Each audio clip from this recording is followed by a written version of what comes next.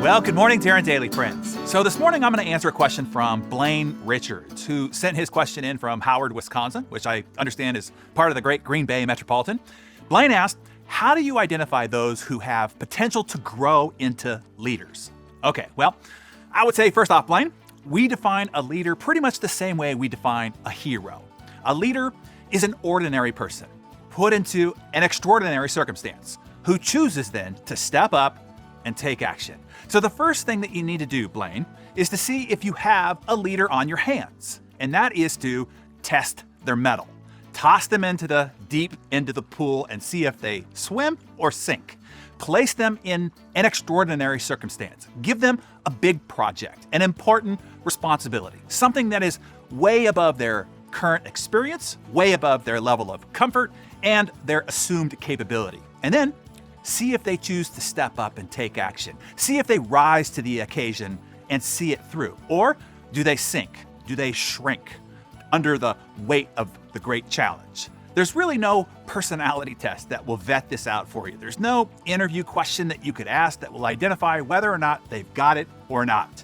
It's kind of like identifying SEALs. No matter how many written tests their recruits pass beforehand, no matter how many pre-training interviews they go through, still 73 to 75% fail to complete BUD/S training.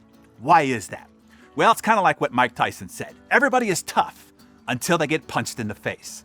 You'll only know somebody's true mettle after they get punched in the face. So you have to throw them into battle and watch how they respond when the bullets go whizzing by their head.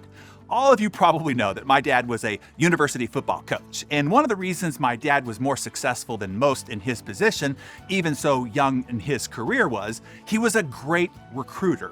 He was good at spotting great players that others missed. He didn't use the methods other recruiting coaches use. He never looked at their combine type stats, their 40 sprint time, their bench press max, or their vertical or broad jump. He only wanted to see film of them in what he called the moments. The moments are those moments when a player gets hit. The moment the player thinks he's about to get hit, and the moment the player is delivering a hit. He said, it is in that moment when you see their backbone and you see into the depths of their psyche and character. In those moments, he said, he could see who they really were and how they most likely would be their entire football career and whether they would have one or not. He used to say, you can't really teach backbone and mettle. You can only test it to see if they have it. If they have it, then you can teach skills. You can refine skills. You can grow many of the rest of what it takes to be a great player. So Blaine and everybody else, it starts with when someone is put into an extraordinary circumstance, do they step up and take action? Or do they shrink from the challenge? Frankly, I think all great success comes down to the moment. I often cite a conversation with Richard Branson when Richard was asked, do you think luck has played any part in your success? And Richard answered, yes, of course. We are all lucky. If you live in a first world country, you are lucky. And luck surrounds all of us every day.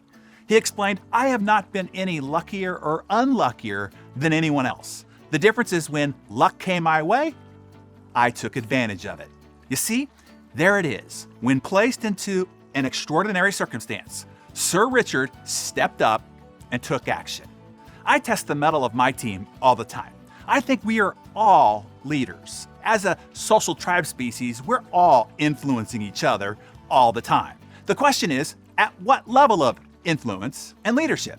I'm continually giving different members of my team projects and challenges and opportunities that are way above their current level to see if they step up and step into it or not.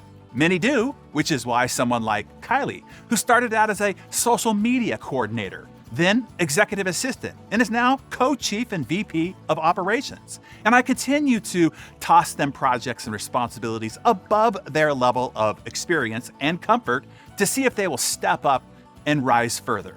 Others I have done the same with, offered similar opportunities to face extraordinary challenges. And, many talk a good game. They said they were ready and that they would be great, but when the bullets started flying, they retreated. And that's okay. Leadership wasn't for them, or at least not at that time. We just moved them back to a producer role so that they can do their great work, instead of a leadership role driving the production of other producers. So Blaine, I hope that answers your question. And in the comments below, tell us, what did Mike Tyson or the SEALs or my dad or Richard Branson teach you about the identification and actions of great achievers? Jot it down in your Darren Daily Journal and share your thoughts in the comments below.